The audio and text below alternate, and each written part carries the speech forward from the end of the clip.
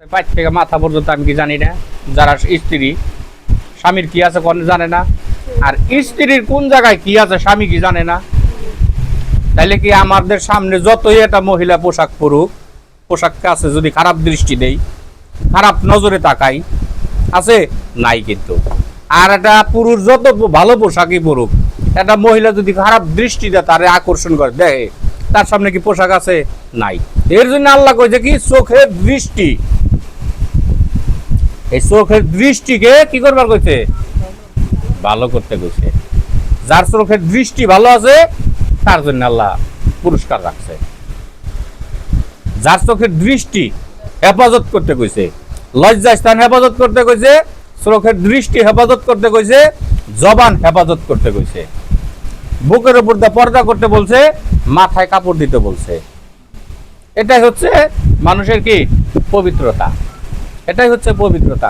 চোখের দৃষ্টি আমার ভালো না, সুন্দর না, আমি যতই কাপড় চোপড় পরি, যতই নামাজ পড়ি, যতই আমি ইবাদত করি, এই যে আমার সামনে কোরআন শরীফ এই যে রাখা, আমি যতই কোরআন তেলাওয়াত করি কোনো লাভ হইব? তাহলে আমার আগে কি করতে হইব? আমার চরিত্রটা আগে গঠন করতে হইব। আমার চরিত্র ভালো, যে পুরুষই হোক নারী হোক। এই যে সবাই স্ত্রীরা ইতে যায়, অফিসে যায়, গার্মেন্টসে যায়, এনে ওনে কাজ করে, ব্যাংকে কাজ করে, বিভিন্ন অফিস আদালতে মেয়েরা কাজ করে। যখন স্বামীর কাছে আসে, স্বামী কি বিশ্বাসের উপরে ছেড়ে দেয় না?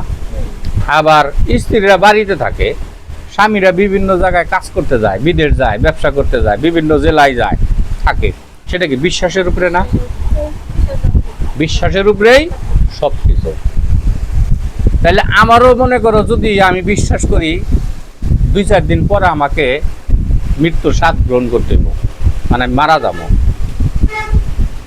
তাইলে আমি যদি মারা যাই, যদি আমার যে আল্লাহ যে বললো কোরআনের ভিতরে, তোমার লজ্জা স্থান হেফাজত করো, তোমার জবান হেফাজত করো, তোমার চোখের দৃষ্টি হেফাজত করো, যদি এইগুলা যদি আমি হেফাজত না করি, তাহলে আমার জন্য কি জাহান্নাম। তাহলে আমার জন্য পুরুষই হোক আর কি মহিলাই হোক, তার জন্য কি জাহান্নাম।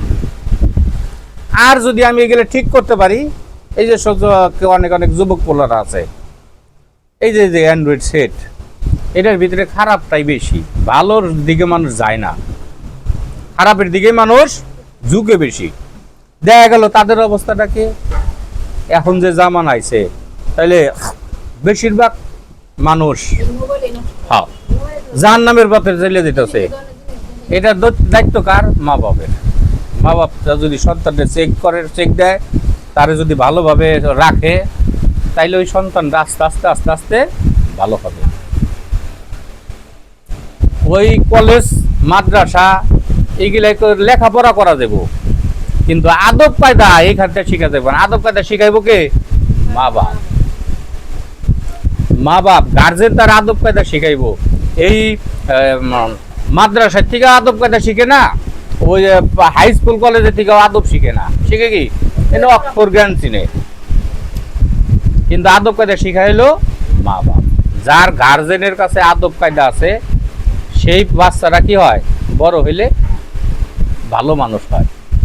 আর যার মা বাপের ভিতরে, সংসারের ভিতরে অশান্তি, স্বামী স্ত্রীরাই মারামারি করে, আমার সন্তান হয়ে গেছে 20 বছর, 18 বছর, 15 বছর, আমার সন্তানের সামনে আমার বউরে আমি পিটাইতেছি, মারতাছি, তাহলে আমার সন্তান কি শিখতেছে না?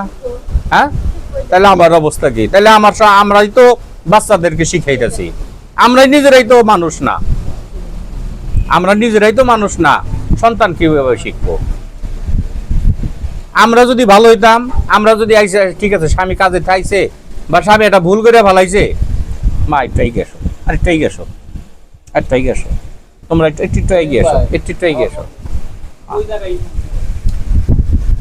মা এটা খোলাও, এটা খুলিয়ে